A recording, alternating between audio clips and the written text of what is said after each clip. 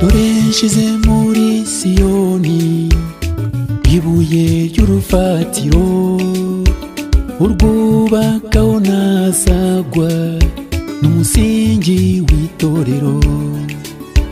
I Yerusalemu bazamuhakana, i Buyuda ntibazamwemera, abanyamahanga nimumwakire abakize ibyaha byanyu.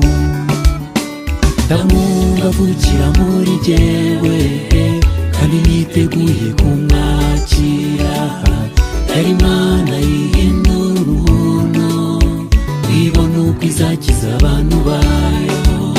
Yesu mwiza urakarama kuko waducunguriye ubugingo. Igorogota utwishyurira amadeni, oya ntacyambuza kukurata.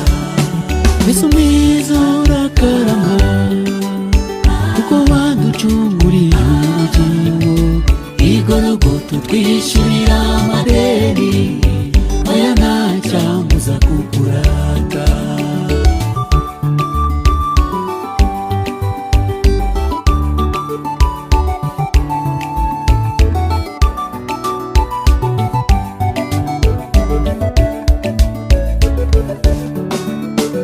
Umwana wa Elizabeti munda arasimbaguritwa n'iki?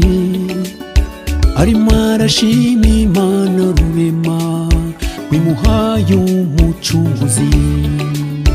Elizabeti turahirwa Mariya, imbuto yo mu nda yawe irahirwa. Ati kandi dore nanjye ndahirwa kuko mbonye nyina w'umwami wanjye. ndamwungavukira muri jyewe kandi niteguye kumwakira. yari Imana yihindura ubuntu, ibona uko izakiza abantu bayo. Yesu mwiza urakarama kuko waducunguriye ubugingo. Igorogota utwishyurira amadeni, oya ntacyambuza kukurata. Yesu mwiza urakarama kuko waducunguriye ubugingo.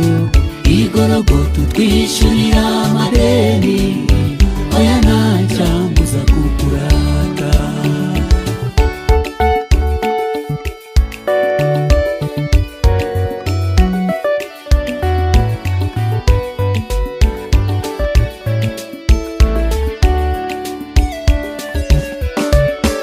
Njye numva ijwi ryo guhumuriza rirangurura mu bantu, riti mukobwa w'i Siyoni dore ukuwe w'imanza.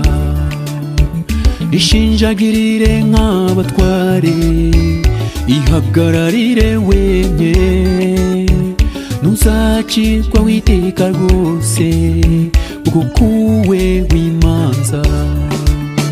ndamwungavukira muri jyewe kandi niteguye kumwakira. yari Imana yihindura ubuntu, ibona uko izakiza abantu bayo. Yesu mwiza urakarama kuko waducunguriye ubugingo. Igorogota utwishyurira amadeni, oya ntacyambuza kukurata. Yesu mwiza urakarama kuko waducunguriye ubugingo. Igorogota utwishyurira amadeni, oya ntacyambuza kukurata. nzahora ngushima kubw'ibyo wankoreye. uruwera uruwera urakarama.